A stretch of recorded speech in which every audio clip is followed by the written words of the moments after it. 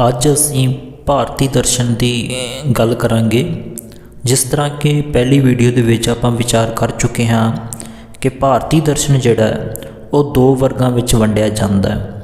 ਇੱਕ ਵਰਗ ਆਸਤਿਕ ਦਰਸ਼ਨ ਵਿੱਚ ਆਉਂਦਾ ਹੈ ਅਤੇ ਦੂਸਰਾ ਜਿਹੜਾ ਵਰਗ ਹੈ ਉਹ ਨਾਸਤਿਕ ਦਰਸ਼ਨ ਨਾਲ ਸੰਬੰਧਿਤ ਹੈ।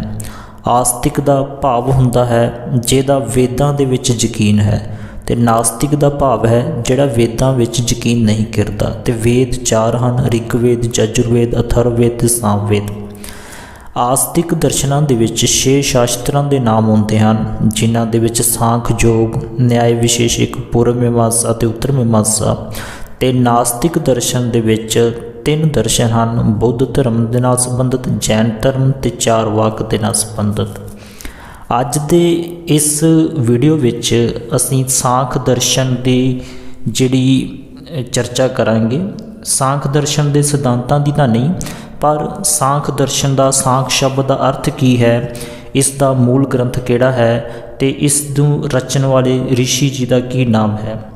ਜਿਸ ਤਰ੍ਹਾਂ ਕਿ ਆਪਾਂ ਨੂੰ ਉਪਨਿਸ਼ਦਾਂ ਦੇ ਬਾਰੇ ਆਪਾਂ ਪੜ੍ਹਿਆ ਸੀ, ਅਤੇ ਕੁਝ ਵਿਦਵਾਨਾਂ ਦਾ ਵਿਚਾਰ ਹੈ ਕਿ ਕੁਛ ਜਿਹੜੇ ਉਪਨਿਸ਼ਦ ਨੇ ਉਹਨਾਂ ਦੇ ਵਿੱਚ ਸਾਂਖ ਦਰਸ਼ਨ ਨਾਲ ਸੰਬੰਧਿਤ ਜਿਹੜੀ ਵਿਚਾਰਧਾਰਾ ਹੈ ਉਹ ਪਹਿਲਾਂ ਆ ਚੁੱਕੀ ਹੈ, ਅਤੇ ਉਹ ਵਿਚਾਰਾਂ ਪਹਿਲਾਂ ਆਉਣ ਹੋਣ ਕਰਕੇ ਬਾਅਦ ਵਿੱਚ ਕਪਿਲ ਰਿਸ਼ੀ ਜੀ ਨੇ ਉਹਨਾਂ ਤੋਂ ਵਿਚਾਰਾਂ ਨੂੰ ਲੈ ਕੇ ਅਤੇ ਇਸ ਦਰਸ਼ਨ ਦੀ ਜਿਹੜੀ ਹੈ ਉਹ ਸਥਾਪਨਾ ਕੀਤੀ ਸੀ। ਪਰ ਕੁਝ ਵਿਦਵਾਨ ਇਹ ਗੱਲ ਮੰਨਦੇ ਨੇ ਕਿ ਜਿਹੜੇ ਉਹਦੇ ਸਿਧਾਂਤ ਮੌਜੂਦਾ ਸਮੇਂ ਵਿੱਚ ਸਾਂਖ ਦਰਸ਼ਨ ਦੇ ਮਿਲਦੇ ਨੇ, ਉਹਨਾਂ ਸਿਧਾਂਤਾਂ ਨੂੰ ਪੜ੍ਹਨ ਤੋਂ ਬਾਅਦ ਇਹ ਮਹਿਸੂਸ ਹੁੰਦਾ ਹੈ ਕਿ ਸਾਂਖ ਦਰਸ਼ਨ ਜਿਹੜਾ ਉਪਨਿਸ਼ਦਾਂ ਦੇ ਨਾਲ ਸਿਰਫ ਨਾਮਾਤਰ ਹੀ ਸੰਬੰਧ ਰੱਖਦਾ।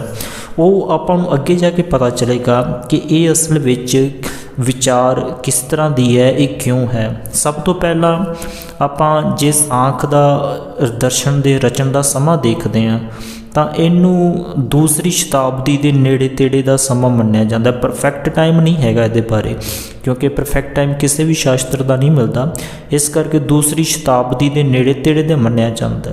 ਸਾਂਖ ਜਿਹੜਾ ਇਹਦਾ ਸ਼ਬਦ ਦਾ ਸਾਂਖ ਦਾ ਅਰਥ 3-4 ਤਰ੍ਹਾਂ ਦੇ ਅਰਥ ਮਿਲਦੇ ਨੇ। ਸਭ ਤੋਂ ਪਹਿਲਾਂ ਸਾਂਖ ਦਾ ਅਰਥ ਗਿਣਤੀ ਦੇ ਨਾਲ ਸੰਬੰਧਿਤ ਮੰਨਿਆ ਜਾਂਦਾ ਕਿ ਇਹ ਗਿਣਤੀਵਾਚਕ ਸ਼ਬਦ ਹੈ। ਉਹਦਾ ਕਾਰਨ ਇਹਦੇ ਵਿੱਚ ਆਏ ਹੋਏ 25 ਤੱਤਾਂ ਦੀ ਗੱਲ ਹੋਣ ਦੇ ਕਰਕੇ ਇਹਨੂੰ ਗਿਣਤੀਵਾਚਕ ਮੰਨਿਆ ਗਿਆ। ਦੂਸਰੇ ਜਿਹੜਾ ਸ਼ਬਦ ਸਾਂਖੇ ਦਾ ਦੂਸਰਾ ਅਰਥ ਹੈ ਉਹ ਇਹਨੂੰ ਸਾਂਖੇ ਨੂੰ 2 ਭਾਗਾਂ ਵਿੱਚ ਵੰਡਦਾ। ਸਾਂ ਸੱਸੇ ਕੰਨਾ ਉੱਪਰ ਬਿਨੀ ਸਾਂ ਪਲੱਸ ਖੱਖਾ ਯਈਆ ਸਾਂਖੇ। ਅਤੇ ਇਹਦਾ ਸਾਂ ਦਾ ਭਾਵ ਸਮਿਅਕ ਭਾਵ ਠੀਕ, ਅਤੇ ਖੱਖਾ ਯਈਏ ਦਾ ਭਾਵ ਖੇ ਦਾ ਭਾਵ ਹੈ ਗਿਆਨ, ਅਤੇ ਸਾਂਖੇ ਦਾ ਭਾਵ ਉਹ ਅਰਥ ਬਣਦਾ ਕਿ ਸਾਂਖੇ ਦਾ ਭਾਵ ਬਣਦਾ ਠੀਕ ਗਿਆਨ, ਕਿ ਜਿਹਦੇ ਨਾਲ ਸਾਨੂੰ ਸਮਿਕ ਗਿਆਨ ਪ੍ਰਾਪਤ ਹੁੰਦਾ ਹੈ, ਠੀਕ ਗਿਆਨ ਪ੍ਰਾਪਤ ਹੁੰਦਾ ਹੈ, ਉਹਨੂੰ ਸਾਂਖਿਆ ਕਿਹਾ ਜਾਂਦਾ ਹੈ। ਅਤੇ ਇਹ ਠੀਕ ਗਿਆਨ ਜਾਂ ਜੋ ਹੈ ਇਹ ਸਾਨੂੰ ਪੁਰਸ਼ ਅਤੇ ਪ੍ਰਕਿਰਤੀ ਵਿਚਲੀ ਭਿੰਨਤਾ ਦਾ ਗਿਆਨ ਕਰਾਉਣ ਨਾਲ ਸੰਬੰਧਿਤ ਹੈ। ਅਤੇ ਅਮਰਕੋਸ਼ ਦੇ ਵਿੱਚ ਸਾਂਖ ਦੇ 2 ਅਰਥ ਦੱਸੇ ਗਏ ਹਨ। ਉਹਦੇ ਵਿੱਚ ਪਹਿਲਾ ਅਰਥ ਦੱਸਿਆ ਗਿਆ ਸਾਂਖੇਵਾਨ ਪੰਡਿਤਾਹ, ਭਾਵ ਸਾਂਖੇਵਾਨ ਪੰਡਿਤ ਹੈ।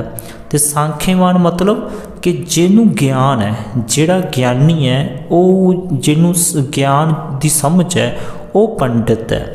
ਅਤੇ ਦੂਸਰਾ ਇਹਦਾ ਜਿਹੜਾ ਅਰਥ ਕੀਤਾ ਗਿਆ ਹੈ ਸਾਂਖੇ ਦਾ,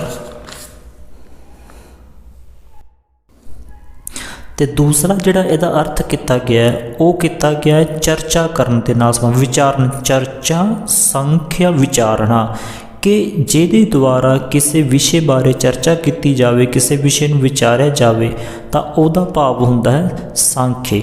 ਅਤੇ ਇੱਕ ਹੋਰ ਇਹਦੇ ਬਾਰੇ ਵਿਚਾਰ ਮਿਲਦੀ ਹੈ ਕਿ ਇੱਕ ਸਾਂਖੇ ਨਾਮ ਦਾ ਜਿਹੜਾ ਸਖਾ ਨਾਮ ਦਾ ਕੋਈ ਰਿਸ਼ੀ ਹੋਇਆ ਸੀ, ਕੋਈ ਬੰਦਾ ਹੋਇਆ ਸੀ, ਅਤੇ ਉਹਦੇ ਨਾਮ ਦੇ ਆਧਾਰ 'ਤੇ, ਪਰ ਇਹ ਗੱਲ ਕੋਈ ਜ਼ਿਆਦਾ ਢੁਕਵੀਂ ਨਹੀਂ ਹੈਗੀ। ਇਸ ਕਰਕੇ ਸਾਂਖ ਜਿਹੜਾ ਸ਼ਬਦ ਹੈ ਉਹਦਾ ਜ਼ਿਆਦਾਤਰ ਗਿਆਨ ਨਾਲ ਸੰਬੰਧਿਤ ਹੈ, ਗਿਣਤੀ ਦੇ ਨਾਲ ਸੰਬੰਧਿਤ ਹੈ, ਜਾਂ ਵਿਚਾਰਨ ਦੇ ਨਾਲ ਸੰਬੰਧਿਤ ਹੈ।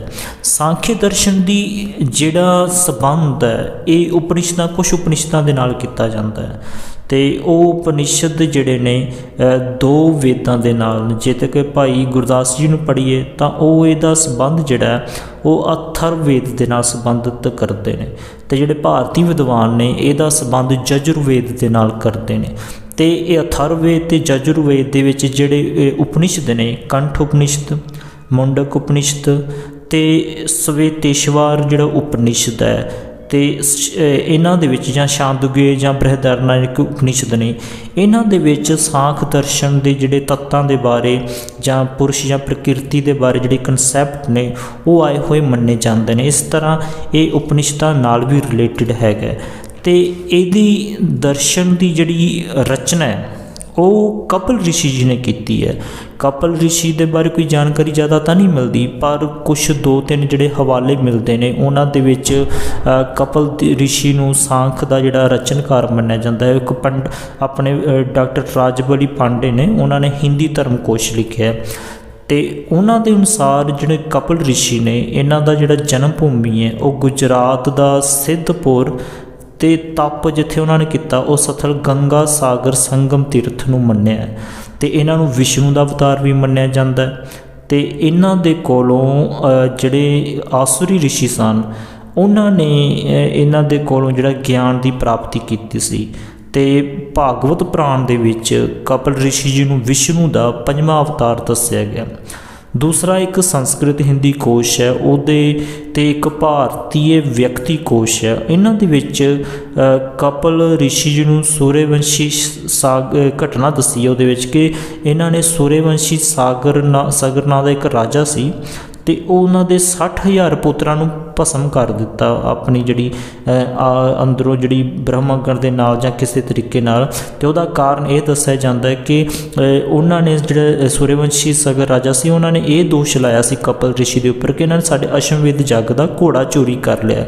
ਤੇ ਇਸ ਕਰਕੇ ਉਹਨਾਂ ਨੇ ਆਪਣੇ ਗੁੱਸੇ ਦੇ ਨਾਲ ਜਾਂ ਆਪਣੇ ਕ੍ਰੋਧ ਦੇ ਵਿੱਚ ਉਹ 60,000 ਪੁੱਤਰਾਂ ਨੂੰ ਖਤਮ ਕਰ ਦਿੱਤਾ ਸੀ। ਗੀਤਾ ਵਿੱਚ ਇਹਨਾਂ ਦੇ ਬਾਰੇ ਜ਼ਿਕਰ ਹੈ, ਉੱਥੇ ਲਿਖਿਆ ਸਿੱਧਾ ਨਾਮ ਕਪਿਲੋ ਮੁਨੀ, ਭਾਵ ਸਿੱਧਾਂ ਵਿੱਚ ਮੈਂ ਕਪਿਲ ਹਾਂ।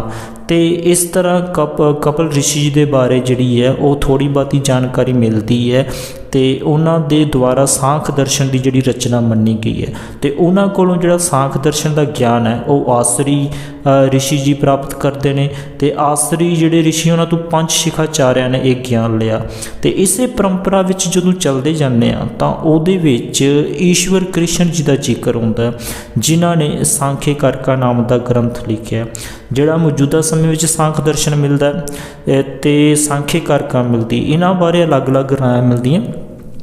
ਜਿਹੜਾ ਸਾਂਖ ਦਰਸ਼ਨ ਉਹਨੂੰ ਡਾਕਟਰ ਰਾਧਾ ਕ੍ਰਿਸ਼ਨ ਜਾਂ S.N. ਦਾਸ ਗੁਪਤਾ ਜਿਹੜੇ ਨੇ ਉਹ ਕਹਿੰਦੇ ਨੇ ਕਿ ਇਹ 14ਵੀਂ ਸ਼ਤਾਬਦੀ ਦੀ ਰਚਨਾ ਹੈ, ਕਿਉਂਕਿ ਇਹਦੇ ਬਾਰੇ ਉਸ 14ਵੀਂ ਸ਼ਤਾਬਦੀ ਤੋਂ ਪਹਿਲਾਂ ਕੋਈ ਵੀ ਇਹਦੇ ਉੱਪਰ ਲਿਖਿਆ ਹੋਇਆ ਭਾਸ਼ੇ ਨਹੀਂ ਮਿਲਦਾ। ਇਸ ਕਰਕੇ 14ਵੀਂ ਸ਼ਤਾਬਦੀ ਦੀ ਜਿਹੜੀ ਰਚਨਾ ਮੰਨੀ ਗਈ ਹੈ। ਪਰ ਦੂਸਰੇ ਪਾਸੇ ਸਾਂਖੀ ਕਾਰਕਾ ਜਿਹੜੀ ਹੈ ਇਹ ਉਸ ਜਿਹੜੀ ਦਰਸ਼ਨ ਤੋਂ ਪੁਰਾਣੇ ਸਮੇਂ ਦੀ ਜਿਹੜੀ ਹੈ ਇਹ ਰਚਨਾ ਮੰਨੀ ਗਈ ਹੈ। 2ਰੀ ਸ਼ਤਾਬਦੀ ਦੇ ਜਾਂ 3ਰੀ ਸ਼ਤਾਬਦੀ 4ਥੀ ਸ਼ਤਾਬਦੀ ਦੇ ਨੇੜੇ ਤੇੜੇ ਦਾ ਸਮਾਂ ਮੰਨਿਆ ਗਿਆ।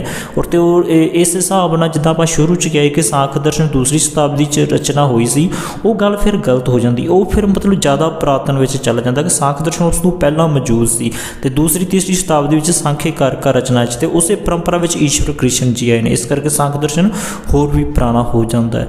ਤੇ ਸਾਂਖੇ ਇਸ ਤਰ੍ਹਾਂ ਜਿਹੜਾ ਸਾਂਖ ਦਰਸ਼ਨ ਦੀ ਜਿਹੜੀ ਹੈ ਆਪਾਂ ਵੇਖਦੇ ਹਾਂ ਕਿ ਉਹਨੂੰ ਜਿਹੜਾ ਮੌਜੂਦਾ ਸਮੇਂ 'ਚ ਜਿਹਨੂੰ ਕਪਿਲ ਰਿਸ਼ੀ ਧਰਮ ਸ਼ਾਸਤਰੀਆਂ ਦੁਆਰਾ ਕਪਿਲ ਰਿਸ਼ੀ ਦੀ ਰਚਨਾ ਮੰਨਿਆ ਗਿਆ, ਉਹਨੂੰ ਨਾ ਮੰਨਣ ਦੇ ਪਿੱਛੇ ਕਾਰਨ ਹੈ। ਉਹਦੇ ਵਿੱਚ ਕਾਰਨ ਤਾਂ ਇੱਕ ਤਾਂ ਭਾਸ਼ਾ ਨਾ ਮਿਲਣਾ, ਦੂਜਾ ਉਸ ਰਚਨਾ ਦੇ ਵਿੱਚ ਜਿਹੜਾ ਹੈ ਕਿ ਉਹ 3 ਸੱਤਾ ਮੰਨੀਆਂ ਗਈਆਂ, ਈਸ਼ਵਰ, ਪੁਰਖ ਤੇ ਪ੍ਰਕਿਰਤੀ। ਜਦ ਕਿ ਸਾਂਖੇ ਦਰਸ਼ਨ ਦੇ ਬਾਰੇ ਇਹ ਗੱਲ ਮਸ਼ਹੂਰ ਹੈ ਕਿ ਇਹ ਦਵੈਤਵਾਦੀ ਹੈ, ਇਹ ਪੁਰਸ਼ ਤੇ ਪ੍ਰਕਿਰਤੀ ਦੀ ਗੱਲ ਕਰਦਾ ਹੈ। ਇਸ ਕਰਕੇ ਜਿਹੜਾ ਉਹ ਸਾਂਖ ਹੈ, ਜਿਹੜਾ ਦਰਸ਼ਨ ਕਪਿਲ ਦੀ ਰਿਸ਼ੀ ਮੰਨਿਆ ਜਾਂਦਾ ਉਹ ਉਹਨਾਂ ਦਾ ਮੂਲ ਪਾਠ ਨਹੀਂ ਹੈਗਾ। ਉਹਦੀ ਜਿਹੜੀ ਸਿਧਾਂਤਾਂ ਦੀ ਪ੍ਰਤਿਮਾਨਕ ਸਿਧਾਂਤਾਂ ਨੂੰ ਬਿਆਨ ਕਰਨ ਵਾਲਾ ਉਹ ਸਾਂਖੇ ਕਾਰਕਾਂ ਨੂੰ ਮੰਨਿਆ ਜਾ ਸਕਦਾ ਹੈ। ਤੇ ਸਾਂਖੇ ਕਾਰਕਾਂ ਨੂੰ ਜ਼ਿਆਦਾ ਪੁਰਾਤਨ ਹੋਣ ਦੇ ਇਹਦੇ ਪਿੱਛੇ ਕੀ ਕਹਿੰਦੇ ਨੇ, ਇਹਦੇ ਵਿੱਚ ਦਵੈਤਵਾਦੀ ਵਿਚਾਰਤਾ ਵਿਚਾਰਧਾਰਾ ਆਦਿ ਜਿਹੜੀ ਹੈ ਉਹ ਮੌਜੂਦ ਹੋਣ ਕਰਕੇ ਮੰਨੀ ਜਾਂਦੀ ਹੈ। ਇਸ ਤਰ੍ਹਾਂ ਸਾਂਖ ਦਰਸ਼ਨ ਦੀ ਜਿਹੜੀ ਇਹ ਭੂਮਿਕਾ ਹੈ, ਜਿਹਦੇ ਵਿੱਚ ਸਾਨੂੰ ਇਹਦੇ ਬਾਰੇ ਪਤਾ ਚੱਲਦਾ ਹੈ ਕਿ ਇਹਦਾ ਮੂਲ ਗ੍ਰੰਥ ਹੁਣ ਕਿਹਨੂੰ ਮੰਨਿਆ ਜਾਂਦਾ ਹੈ, ਵਿਦਵਾਨਾਂ ਨੇ ਕਿਸ ਤਰ੍ਹਾਂ ਕਿਹੜੀ ਰਾਏ ਪ੍ਰਗਟ ਕੀਤੀ ਹੈ, ਤੇ ਇਹ ਸਾਰੀ ਜਿਹੜੀ ਵਿਚਾਰਧਾਰਾ ਨਿਕਲ ਕੇ ਸਾਹਮਣੇ ਆਉਂਦੀ ਹੈ। ਹਾਂਜੀ।